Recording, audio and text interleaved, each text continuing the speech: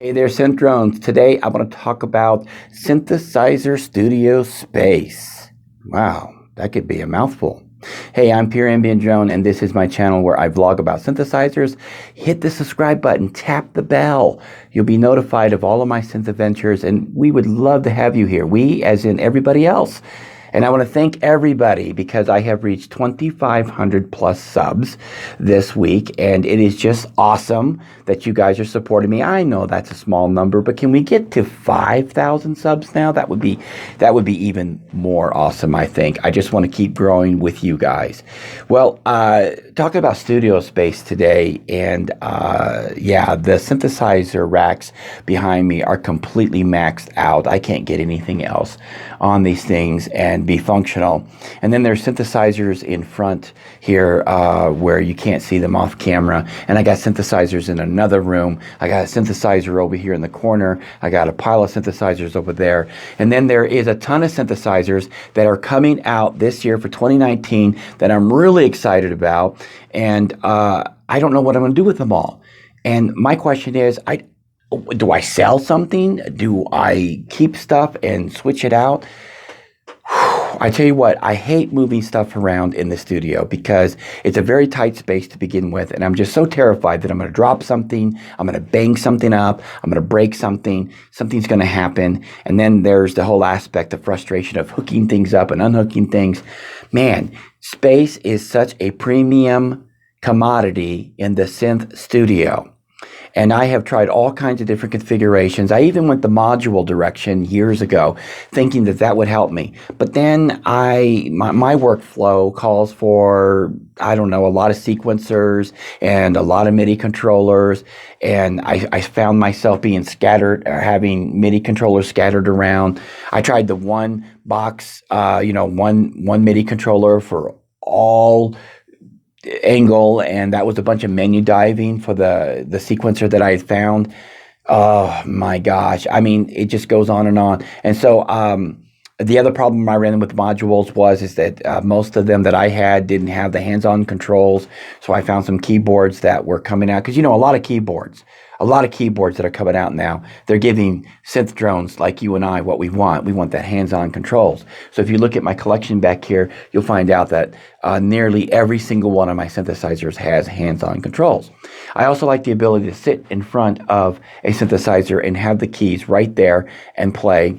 In fact, the only module that I have now is, I have two of them, and that's going to be the Access Virus TI2, and then I have the Roland SY22, but it came with the little extended keyboard when I got it.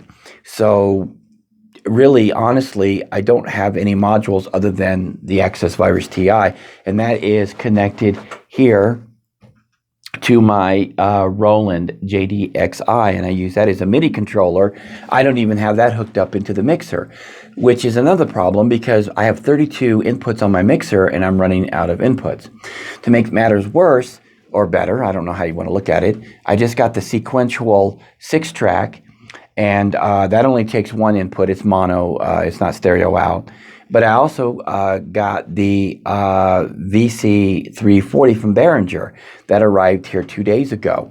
That's right, I got the Behringer VC340. And I got all of this stuff piling up on me. And then there's the Novation Summit that's going to be out this year. And I really want the Novation Summit, but I also want the UBXA. Sirens in the background. It seems like every time I do a video, that's when we have a 5-alarm fire or something.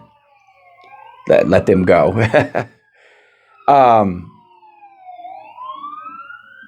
Loud. Much louder here than it probably is over the microphone. So I'm running out of room, and I want this UBXA, I want this Novation Summit.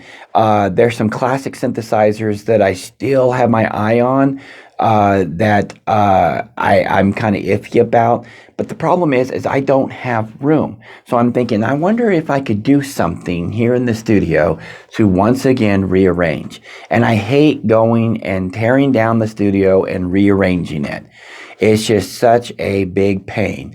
I go back and I look at some of my earlier videos where I was doing performances on here. And if you haven't seen those videos, go back and check them out. I had everything spread out on some custom-made tables that I made, and the tables were lit up. I still got the tables, but they were mostly modules. There were some keyboards, and I really liked that setup, but it wasn't accommodating for the keyboards that I wanted to get into, and of course these racks are very accommodating for that purpose. So I may have to move my studio. I don't know. But I just know that space is a premium, and I see that so many times in the comments, the actual wording that studio space is premium. But anyways, if you guys have any thoughts on this subject about running out of space or gaining space or any ideas about space, share them in the comments below, because your opinions and your thoughts are so important, and they make this channel more than I do. Honestly, you guys are some of the smartest, inventive people that I've ever seen online. You guys, I have some of the best people here. I have GeoSynth. I have Synth Forever. I have even Behringer subscribed to my channel, and so many others that are regulars that come here and leave comments.